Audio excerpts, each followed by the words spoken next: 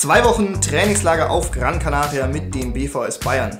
Das Abenteuer hat mal wieder begonnen, bevor offizieller Lehrgangsbeginn war. Am Freitagabend vor 2 Wochen ging es für mich von Bubenreuth aus mit dem Zug über Nacht nach München zum Flughafen. Trainingslager beginnt, bevor wir überhaupt im Flieger saßen.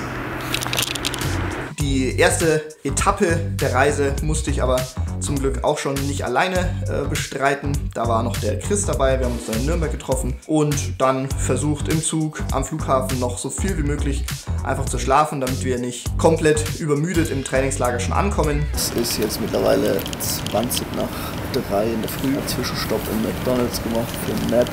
Am Flughafen haben wir dann den Rest der Truppe getroffen und eingecheckt, uns auf den Flug vorbereitet, auch wenn nicht jeder so wahnsinnig begeistert von der Vorstellung einer anstehenden Flugreise war. Und nach der Reise haben wir dann natürlich nach der Landung erstmal das Wichtigste gemacht, eingecheckt, Räder abgeholt und dann direkt auch gleich noch eine Runde gedreht. Wer war alles dabei? Ich stelle euch unsere Touristenreisetruppe einfach mal kurz vor. An BVS Bayern Athleten haben wir einmal den Michael Teuber, der als Landestrainer des BVS Bayern und gleichzeitig als Athlet dabei war. Wir haben den Wolfgang Sacher, der vor Jahren schon mal extremst erfolgreich war und jetzt sein Comeback feiert. Wir haben den Erich Winkler, der immer dafür sorgt, dass keiner der Truppe zu viel Stress macht. Dann haben wir den Franz Zissler, der Abteilungsleiter des BVS Bayern für Pararadsport ist und vor Ort immer dafür sorgt, dass alles glatt läuft. Wir haben den Jonathan Dertenkötter, der gerade frisch Papa geworden ist und trotzdem höchst motiviert ist, sich im Trainingslager täglich zu quälen. Manuel Korber ist vermutlich der ehrgeizigste Sprinter auf Trainingsausfahrten der ganzen Truppe. Dann haben wir noch den Chris Betz, mein Zimmerkollege und dementsprechend zwangsweise Hauptdarsteller dieses Videos. Und zum Schluss bin ich, Jakob Klinge, natürlich auch noch dabei, als vermutlich unqualifiziertester Social Media Beauftragter überhaupt. Auf der Runde haben wir dann die Startunterlagen für ein kleines Trainingsrennen abgeholt, was am Sonntag direkt stattgefunden hat. War einfach ins Training eingeplant, so als kleine Vorbelastung. Und da findet immer der Epic Gran Canaria statt.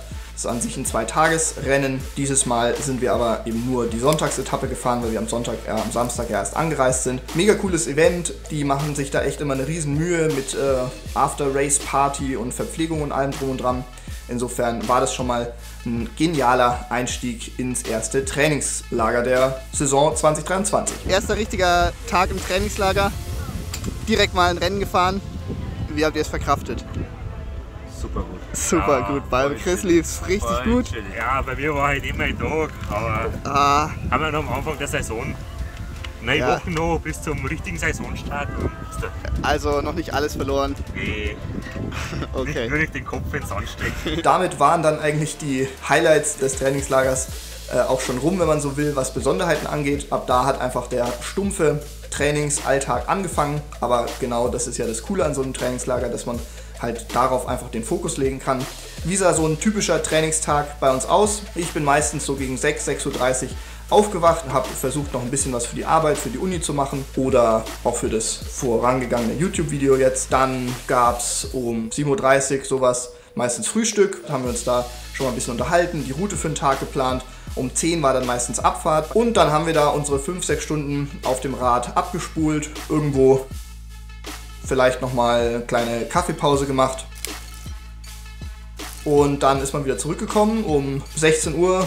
Kurz natürlich auch gleich wieder was gegessen, Shake getrunken und dann stand auch schon wieder das Abendessen an. Danach war auch nochmal so ein bisschen Lagebesprechung, steht irgendwas Besonderes an am nächsten Tag. Schon mal grob die Route ins Auge gefasst, wobei die dann ausführlichst beim Frühstück ja auch nochmal geplant wurde. Wenn so viele verschiedene Trainingspläne dann auch vorliegen, weil einfach jeder von seinem Heimtrainer ja doch so ein bisschen andere Impulse bekommt, ist es natürlich immer gar nicht so leicht, da was zu finden, wo alle mit trainieren können. Manchmal war es dann tatsächlich auch so, dass wir uns in kleinere Gruppen aufgeteilt haben. Jemand vielleicht seine Intervalle mal separat gefahren ist und man danach wieder zusammengekommen ist. Da haben wir versucht, das immer möglichst flexibel so zu gestalten, dass für jeden was dabei ist. Was macht so ein Paracycling-Trainingslager so besonders? Da habe ich mal unseren Landestrainer, den Michael Teuber, gefragt. Du bist jetzt als Landestrainer hier vom BVS Bayern mit dabei, Michi. Was sind so die Herausforderungen in so einem Pararadsport-Trainingslager, die du über die Jahre so jetzt gefunden hast oder auf die du dich einstellst?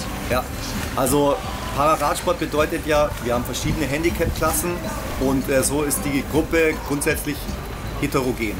Und es gibt natürlich auch noch unterschiedliche Ausbildungsstufen sozusagen, also Newcomer, erfahrene Leute, wir haben auch ganz gute Leute dabei. Also es ist immer sehr unterschiedlich die Leistungsfähigkeit und so muss man ein bisschen bei den Gruppen schauen. Oft ist es wirklich nötig, verschiedene Gruppen zu bilden oder man muss eben einfach auch viel Rücksicht nehmen innerhalb der Gruppe, dass mal einer vorausfährt, wenn er eine Einheit fahren will zum Beispiel, dann einfach wieder zurückrollt und dann nochmal mit drauf fährt, dass eben die stärkeren Leute Windschatten für die Schwächeren machen und so weiter. Also das lässt sich regeln, ist aber natürlich immer auch ein bisschen, manchmal auch ein bisschen kann es Probleme geben, wenn welche halt einfach immer nach vorne ziehen und andere einfach nicht so schnell fahren können und dann einfach über ihr Spektrum einfach hinausgehen müssen auf Dauer. Das ist dann schwierig. Eine ist dann überfordert und der andere unterfordert. Zum Trainingsplan insgesamt oder zum Trainingsablauf war es immer so, dass wir 3 Tage hart trainiert haben. Belastung, tendenziell abnehmende Intensität, zunehmendes Volumen und dann einen Tag ein bisschen lockerer gemacht haben. Vielleicht bloß eine Stunde entspannt auf dem Rad gesessen, irgendwo hingerollt, Mittag gegessen. Am letzten Ruhetag zum Beispiel haben wir dann auch einfach das Rad mal in der Ecke stehen lassen. Bisschen Mobility gemacht, Recovery, vielleicht mal noch ein kleines Rumpfworkout, sowas in die Richtung. Aber da versucht man eben wirklich wieder dann zu Kräften zu kommen, damit man im nächsten Trainingsblock wieder voll angreifen kann. Am letzten Ruhetag war das zumindest für einen von uns der Tag, wo vermutlich die größte Herausforderung der gesamten 2 Wochen anstand. Nämlich haben sich Chris und ich überlegt, dass es blöd wäre, wenn wir schon direkt am Meer sind, wenn wir nicht zumindest einmal im Meer auch wirklich drin waren. Und wie sich dann aber herausgestellt hat, ist es nicht allen so leicht gefallen, sich zu überwinden, in das relativ frische Meer auch reinzugehen. Die größte Challenge für mich ist heute, oder für die ganzen 2 Wochen eigentlich, ein Besuch im Wasser, im großen Meer. Arschkalt groß, ganz groß. Ja. Wir sehen es da unten schon. In einer Stunde bin ich vielleicht auch drin.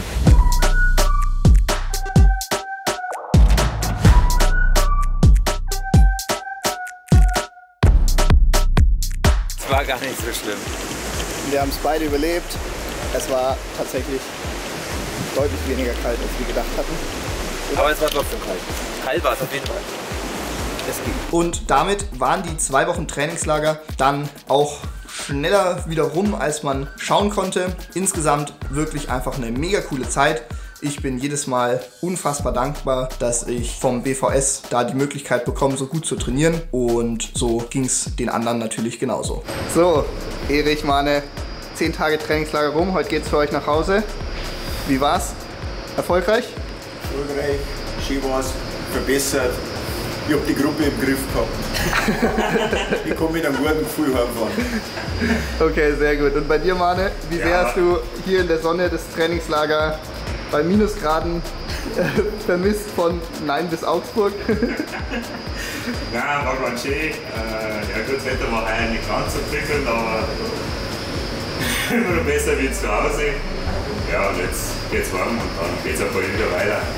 Sehr gut. Erich, du bist jetzt schon viele Jahre. Wie viele Jahre bist du jetzt schon dabei? 20. Und Warum ist jetzt Zeit zum Aufhören? und Granny, jetzt ein bisschen abtrainieren. Und Granny ist eher einer der Highlight-Spots zum Trainingslager machen oder hast du andere Favoriten? Der Hauptfavorit war immer St. Moritz.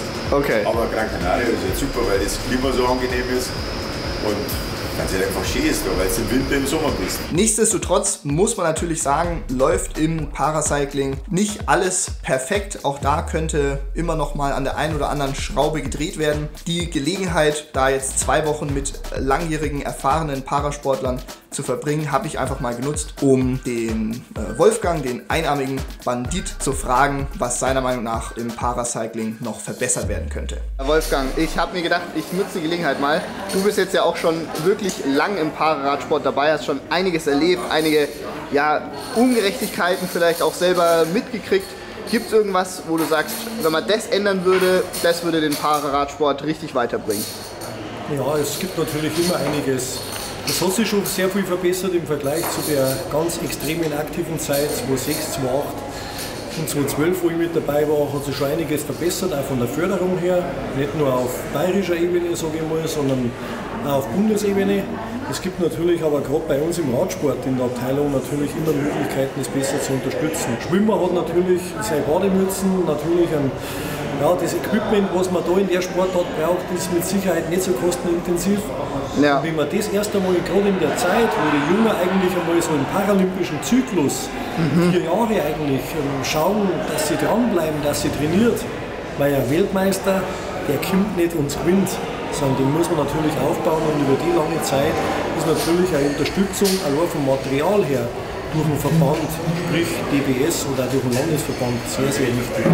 Da kann man einiges machen, es ist schon viel verbessert worden, aber das wird, glaube ich, das Türchen, sage ich mal, den Leuten, den Nachwuchs insbesondere, da einfach nochmal viel, viel leichter fallen und dann geht es ein Stückchen auf und dann bringt man mit Sicherheit mehr Junge dazu, diesen kostenintensiven Radsport eigentlich zu betreiben. Und die Möglichkeiten gibt es ja so. Ja, ich meine, vom Handicap-Sport ist keiner in einem Profiteam. Ja, so wie die Profis, die Unterstützung von privaten Firmen kriegen, ja. Die Möglichkeit ist da eigentlich umso schwieriger und das darf mit Sicherheit noch einiges voranbringen.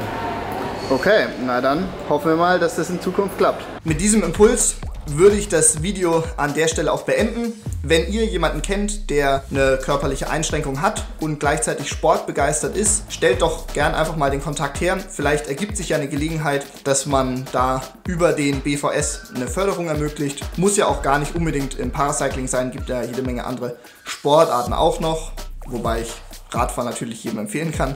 Ansonsten steht für mich jetzt erstmal wieder an, ein bisschen in der Uni aufzuholen und dann natürlich geht es auch schon an die finale Vorbereitung für die ersten Rennen der Saison.